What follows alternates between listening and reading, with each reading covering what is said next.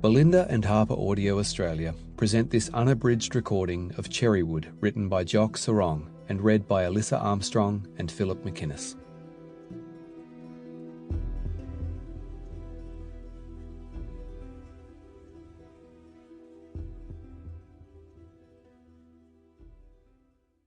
Cities, like dreams, are made of desires and fears, even if the thread of their discourse is secret.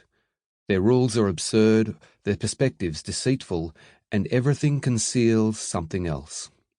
Italo Calvino, Invisible Cities. 1. Thomas Albert Wrenfether was a man unusually exposed to fortune. Generous and charming, he won the affection of everyone he met. He grew up the only child of a wealthy Glasgow family, surrounded by love and comfort. He found schooling easy, was a graceful athlete, and a friend to all. He was funny enough and mischievous enough that the tearaways saw him as theirs, but somehow studious enough never to cross a teacher. If he had an obvious fault, it was that he was too trusting, but his parents believed it was a good fault to have. Thomas's father, Malthus, was an industrialist, though the coarseness of the word does no justice in explaining the lightness of his touch. He could persuade people like few others, bankers, employees, his family, so he could vault from scheme to scheme, some succeeding, some quietly foundering, with such agility that the family's wealth built steadily over the years, and his reputation floated above reproach.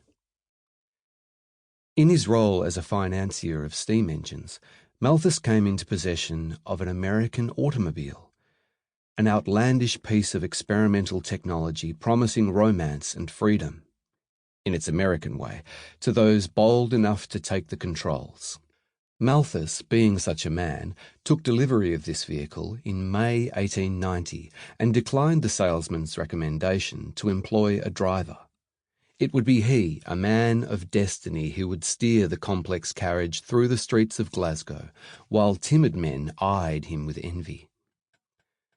The contraption came from the dock on the back of a wagon drawn by two labouring horses. When Malthus pointed out the irony of this arrangement to the driver, the man only stared in silence, a horse himself in the moment. The automobile was brought down with great care. The tarpaulins swept away, and the exquisite thing revealed drew the breath from their mouths. The polished lanterns, the glittering of its glass and metal, the lustrous rubber tyres, the sheer athleticism of it separated it from the other things it appeared to reconfigure, a kettle drum and a steam engine. It rested lightly on its springs, poised to leap away laughing. The bystanders clapped with joy. 3 days after the delivery, one sunny spring Friday morning, Malthus loaded his wife Emily and their 10-year-old boy Thomas into the vehicle with the aim of driving from Bothwell on the eastern fringe of the city to the seaside resort of Largs, a trip he calculated would take them 4 hours. They wore their best clothes. He a morning suit, she a hat tied in place with a silk scarf, and young Thomas a miniature copy of his father's attire, an outfit he himself had chosen for his adoration of the man. Thomas sat crushed into the passenger seat beside his mother. Beside them, Malthus clutched the steering wheel in his gloved paws. The seat was made from polished leather, studded like a Chesterfield couch, but it was narrow. Neither mother nor child wanted to sit in the passenger seat compartment behind the seat, which, being enclosed, might lessen the thrill of cutting through the air and smelling the engine's rich fumes.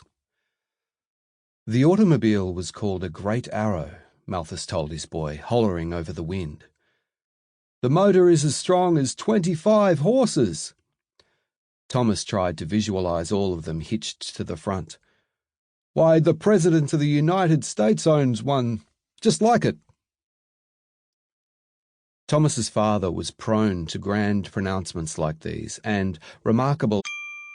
Sample complete. Ready to continue?